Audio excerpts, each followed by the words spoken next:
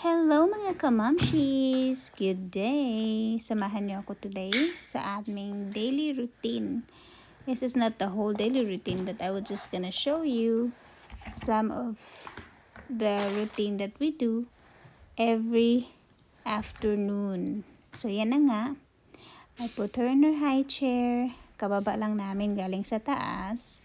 So now, gagawan ko siya ng kanyang snacks na banana.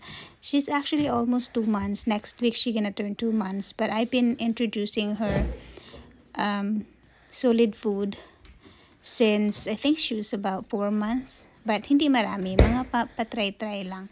But when she turned 5 months, I started feeding her twice a day.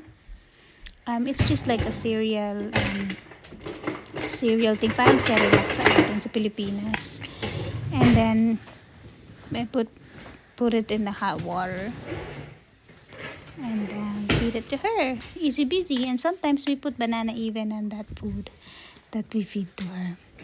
So yun na nga, magcha-chat-chat tayo. But this time, she's not really eating. She's just gonna be snacking. She's gonna snack her banana. And I love that new thing that we bought from Walmart, I think. It's like a pacifier. It's a big pacifier that you put the fruits or mostly fruits with it for them to have a snacky. Ayan, nag-iintay ang ating inday. So yeah, ganyan siya. Calms her down. She's watching her favorite Coco Melon. So, and also I started buckling her up in high chair since she turned 5 months because she's really getting mobile now. I'm so afraid that she would fall because she would start to climb out from the high chair already reaching to me. So, better be safe than sorry kasi semento kasi yung sahig sa kitchen. So, alam mo na, iingat-ingat na tayo kasi ang likot na talaga niya. Anyways, ayan, nagrehanda ako ng banana niya. Siyempre, iba na talaga pag momshi na tayo. Inuuna na talaga natin ang kapakanan ng ating mga junakis. So, bago ako kumain, siya muna para may ginagawa siya. Kasi ang bilis niyang maboard kasi. Kaya kailangan meron akong hinahanda para sa kanya. So, ayan na. Ready na for her. Paborito niya na actually yan. She's looking forward to that. Tingnan mo naman. Subo-subo agad. O, diba? Tsaka may patingin-tingin pa siya ng kanyang ganyan lang siya. Kasi hindi pwedeng may ginagawa ako tas wala siyang ginagawa. Kasi mabuburyo yan. Matalinong bata. Ayan, nakita pala. Habang hindi ko napansin, nandyan pala si daddy sa likod. Kinukuha na yung mga nilabhan kaninang umaga. Anyways, dinagdagan ko pala yung bigas ko kasi yung una kong hinugasan 1 baso lang. So, I cook 2 cups, ganyan kalaki, large cup. Good for 3 days ata sa akin yan kasi hindi naman nasisira yung mga rice dito agad-agad kasi hindi naman kagaanong mainit dito kagaya ng Pilipinas. So, yeah, I do that because it save electricity and it save water for cooking. So, much better ganyan. So, actually, minsan nga umaabot ng 1 week sa akin yan. Magluto ako ng 2 cups.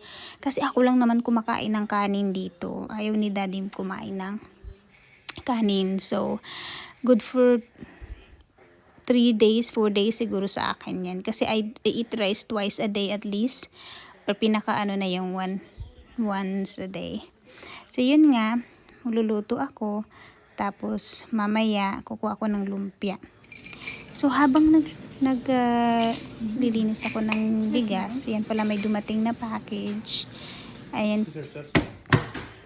Dumating yung package na mga hanger yun para sa ating mga baby clothes na ating sisimulan. New venture, new business for our family here in California. So, yun nga. Sinalang ko na yung kanin. Tapos, kukunin ko na yung aking lumpia. Nilagay namin yung ibang frozen food dito sa my garage. So, kukunin ko yung lumpia. At habang kinukuha ko yung lumpia, kailangan ko lang i-microwave para medyo lumambot bago ko siya igisa.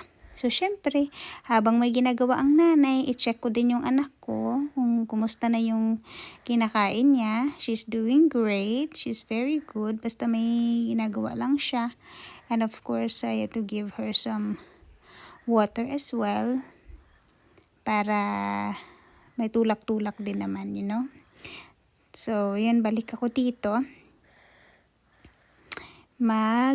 Iinit ako ng lumpia para hindi mahirapang lutuin yung karne pag piniprito ko na siya. So, that's what I typically do. I put it on the microwave probably. Depende kung ilang lumpia yung lulutuin ko kasi frozen siya. I think it preserved better that way na kaya siya frozen. So, kukuha ako ng mga 6 siguro. I-heat ko yan ng mga 2 minutes tapos saka ko na siya priprituhin. Ganyan lang yan siya. Tapos,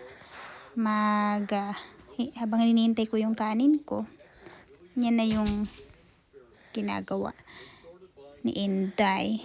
Ayan, pasok na siya sa microwave, pipituhin na yan.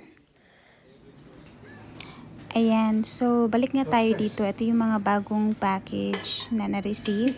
Order kami ng 4 na baby hanger para sa aming new business. Ayan, at I think bumili din ata si daddy ng bagong label printer. Kasi yung dati naming label printer, binenta niya bago kami lumipat dito, yung maganda. Tapos, iniwan yung isang medyo sira, so kailangan namin bumili ng bago para faster transaction sa aming business. So yun na nga, luto-luto na ang ating lumpia, maya-maya matatapos na yan at ready na tayong kumain. So ayan si daddy, ina-unbox na yung mga package tapos dadalhin niya yan sa taas. Yun na nga, luto na ang ating lumpia. Kainan na this. So, syempre, alam mo naman tayong Pilipino, hindi tayo nabubuhay ng walang appetizer along with the pagkain natin, lalo na pag walang sabaw. So, kailangan may pampagana. Kimchi tayo dyan. Itong kimchi, in fairness, it last me, I think almost a month or 2. Matagal siyang maubos kasi ako lang din naman ang kumakain. Kaya bongga bells talaga yan, worth it. Matagal maubos at nakapamura pa tayo. Ayan, lumpia with kimchi. Ready to eat na. O diba nakakaloka? Akala ko happy ending na. Ayan, ready to eat na ako. Ready na rin siyang magwala. Hindi pwedeng walang eksena. Hindi pwedeng bigyan si mami ng peace. Kung kailan ready na takam na ako, yun naman siya nagwala, diba? Kasi ganyan talaga yan siya. Pag alam niyang kakain na ako, kailangan nakalambitin siya sa akin at nakita niya yung ginagawa ko. Ay nako, ito talaga ang moment. It's been happening for last 6 months. Struggle is real. Tingnan mo siya. She was doing all good the whole time. May ginagawa ako. Pero nung nakita niyang kakain na ako, ayan, parang planadong-planado niya. Gusto niya kasi makita yung kinakain ko. Napaka-curyoso ng batang to. Kaya ayun, hala, pura tikim konti. Isang ano lang naman. Isang buti lang ng kanin. Tapos ayun, hindi pa talaga napirmi ang bata. Kailangan talaga niya akong pahirapan. Ayan, multitasking is real. Nanay is real. Alam mo, simula na may anak na ako. Sa totoo lang, never na akong nag-enjoy sa pagkain ko. Kailan pa kaya yun mauulit? Kasi since na dumating tong batang to, wala na. Puro multitasking talaga tayo. Relate din ba kayo? That's it for today's vlog, ladies and mga kamamshis. Till next vlog. Bye-bye!